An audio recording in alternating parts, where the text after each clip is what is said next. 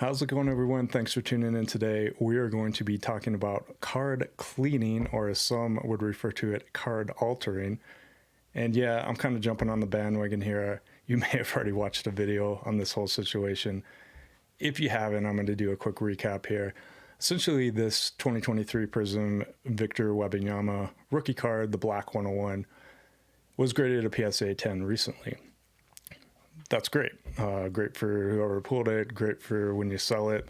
I mean, technically, the question could be, does it really matter if it's a 101, what the grade is?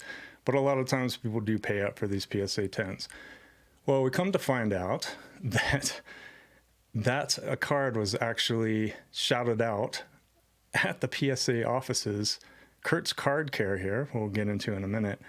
They shouted him out in a video that they did sitting inside of collectors or PSA offices, wherever they were. Quickly removed it, right? Because technically, PSA will not grade altered cards. Now, what did they do to the card? We don't really know. But they were pretty quick to remove that when people pointed it out. Now, if you want to get basically a whole like kind of rundown on this whole situation, I would check out AIH Sports. I will link to this video. He does a whole video on like kind of a recap of the situation, probably much better than me just pointing this out right here. But I want to do a little something different with this video instead of just tell you what everybody else has been telling you. We're going to look at PSA's grading definitions, specifically the no grade definitions, why you might get your card rejected, why the card might come back authentic or authentic altered designation. But we're going to quickly just also look at Kurt's Card Care here. What does he do? He restores cards, right? That's what he's saying. He cleans them, preps them, restores them, whatever. That's, maybe a nice way to say altered. We're going to take a look at this example here. This is some like gouge in a Prizm card, right? We're talking about a Prizm card. We don't really know what was done, again, to the Wembanyama card, but he's got some kind of like cleaning solution that you can apply to it, wax or something. I really don't know exactly. I haven't looked at like a ton of his stuff. Occasionally I run across this, on an Instagram like sponsored post or whatever. But yeah, that's something that happens. We've got this, this is interesting. We'll talk about this too, where he blurs out the PSA cert number. But this is some other deal where he like soaks these Prizm cards to remove print lines or scratches or something like that.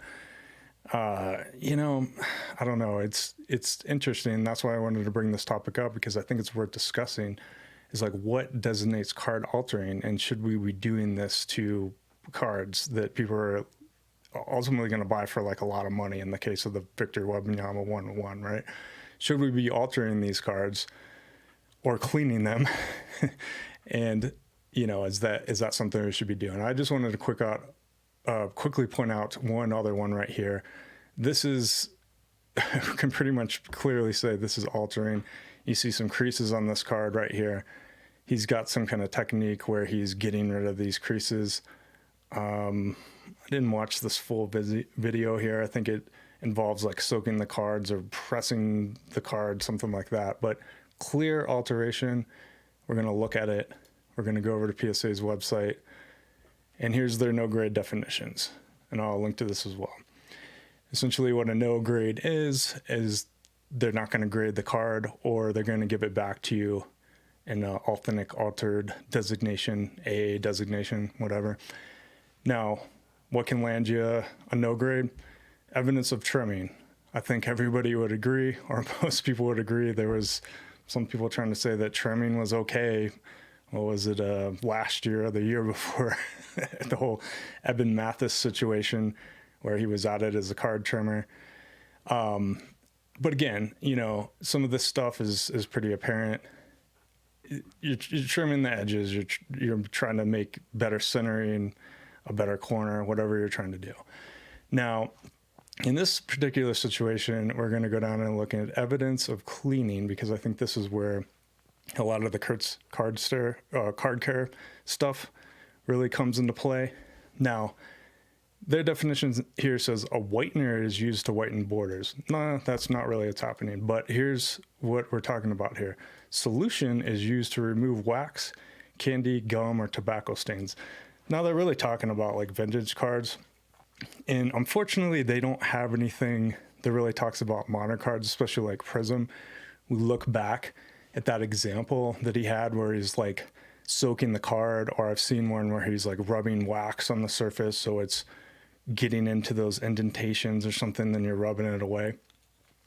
They don't specifically say that here over at PSA, but I think we can clearly see that they're saying, or a solution is used to remove something, right? In this case, we're kind of adding something to the card, right? In the case of like a gouge in a Prizm card, you're adding something that wasn't there before. You're like adding a little bit of coating, right? So that to me is altering. That's my opinion on it. Others say, oh, it's not a big deal. You're really just bringing the card back to where it should have looked from the factory. But here's the thing, guys. People are paying lots and lots of money for these grades. Sometimes the difference between a 9 and a 10 can be thousands of dollars or tens of thousands of dollars. We're not really just talking about the Wemby. We're talking about really any card.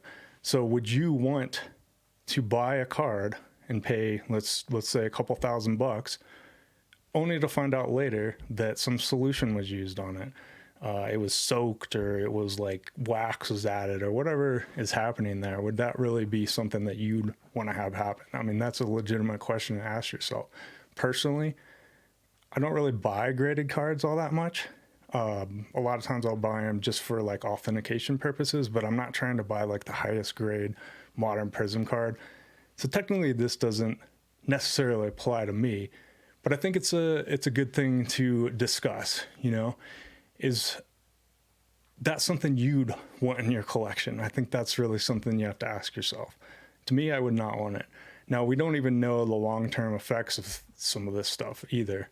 You know, when we're doing these like card soaks or whatever, I mean, what happens 5 years from now? What happens 10 years from now with this solution that he has? We don't even know what's in the solution, you know?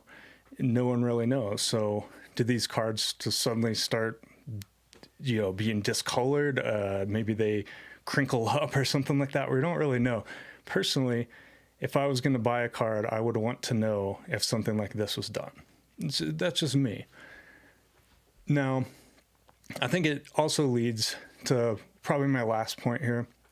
Just wanted to do a quick video on this and get this out there, is that why are we grading these cards in the first place? You know, why is there a need to grade a Prizm 101? Go check out Dan the Card Man. He says in this video, why do we even grade sports cards? I think it's a great question to ask ourselves. There's been such a really big push to get a PSA 10 grade, you know, or a PSA 9 grade of a card on Prizm, which most of the time are going to grade high anyway because they're modern cards. You know, when grading was kind of set up, it was more for like your old vintage cards that people had just completely beat up. You know, you had them in your bike wheel spokes, where your parents probably had them. You know, you may have not had them in your bike wheel spokes, but your parents maybe had them, and maybe if you're like me, you got back into collecting in the 90s. And a lot of those cards from that time period were kind of messed up. So having like a really good copy of one of them was pretty rare. Nowadays, I mean, if you got a modern Prizm card and it looks pretty decent, high chance that it's going to grade, you know, like a mint grade 9. Yeah, I think even 8's considered mint. I'm not positive on that. Like I said, I don't grade a lot of cards. But the difference between a 9 and a 10, when the majority of these Prizm cards are getting a 9 or a 10, why is that such a big deal? Why do people are hyper focused on that?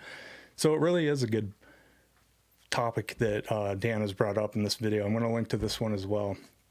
But do you want your cards that you buy to be touched by like Kurt's Card Care or somebody else bought his products or whatever? Do you really want to buy those cards? Do you feel good about that, having you in a collection? Personally, I would not. So Thanks for checking out this video. I really do appreciate it. I'm going to be coming out with some more videos as well. Pretty soon we're going to be doing another mail and hobby talk. I haven't done one of those in a while. But thanks again for watching, and I will catch you on the next one.